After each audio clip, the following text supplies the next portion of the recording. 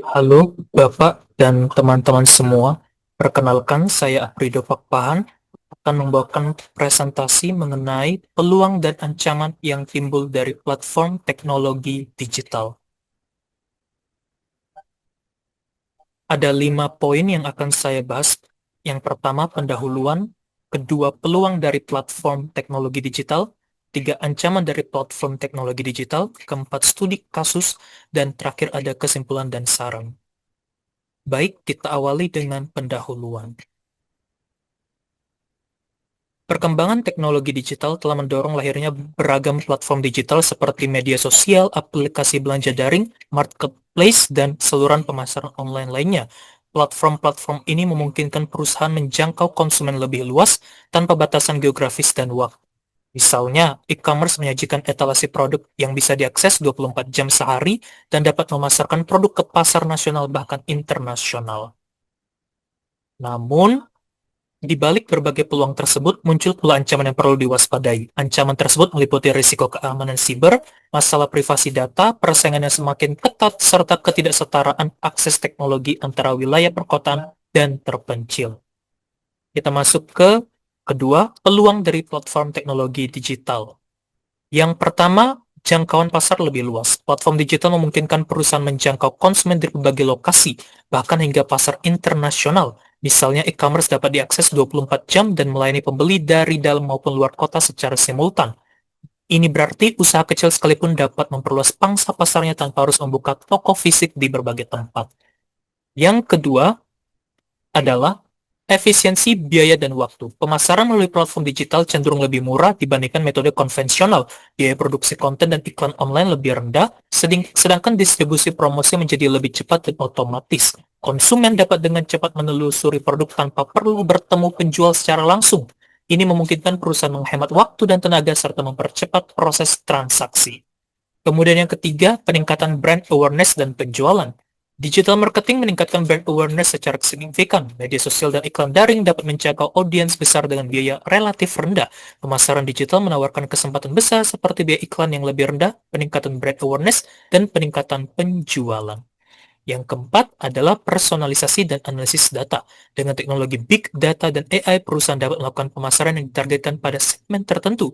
Misalnya, perilaku belanja konsumen dapat dianalisis untuk menampilkan rekomendasi produk yang sesuai minat.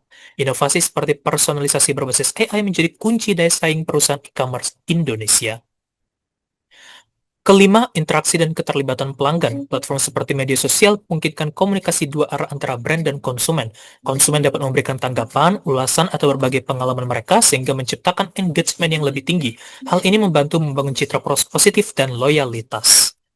Dan yang terakhir adalah peluang inovasi bisnis. Platform digital seringkali mendorong model bisnis baru. Contohnya Tokopedia tidak hanya sekedar marketplace, tetapi juga menyediakan layanan fintech seperti dompet digital dan kredit modal usaha. Selain itu, kolaborasi antara platform seperti TikTok Shop dan Tokopedia dapat membuka pasar baru dan segmen konsumen muda. Di balik peluang, tentu ada ancaman. Dan apa saja ancamannya? Yang pertama, tentunya keamanan dan privasi data. Digital marketing meningkatkan risiko serangan cyber, iklan daring, media sosial, dan CEO rentan terhadap phishing, malware, ransomware, atau serangan DDoS. Sebagai contoh, ancaman siber seperti pencurian data pribadi dapat merusak kepercayaan pelanggan. Yang kedua, persaingan pasar yang sangat ketat. Digital marketing membuka pasar global sehingga perusahaan dari berbagai daerah atau negara bisa bersaing. Hal ini menyebabkan persaingan menjadi sangat ketat. Tingginya jumlah penjual online membuat sulit menonjolkan produk. Bahkan ada istilah kebisingan pasar karena terlalu banyak produk mirip dan konten iklan. Yang ketiga adalah ulasan negatif dan kepercayaan konsumen. Di era media sosial, konsumen dapat menyebarkan pengalaman negatif secara luas.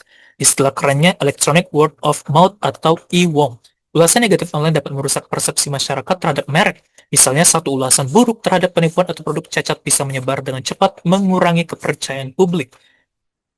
Kemudian yang keempat ada ketergantungan pada algoritma dan perubahan teknologi. Baik media sosial atau search engine diatur oleh algoritma yang sering berubah. Perubahan algoritma platform dapat tiba-tiba mempengaruhi jangkauan konten promosi tanpa pemberitahuan. Yang kelima, Ancamannya adalah ketidaksetaraan digital dan infrastruktur. Tidak semua konsumen memiliki akses internet dan perangkat teknologi yang sama. Di Indonesia, kesenjangan akses internet antara kota besar dan daerah terpencil masih signifikan. Selain itu, infrastruktur logistik untuk pengiriman barang juga belum merata, sehingga platform e-commerce menghadapi tantangan distribusi, terutama di daerah terpencil.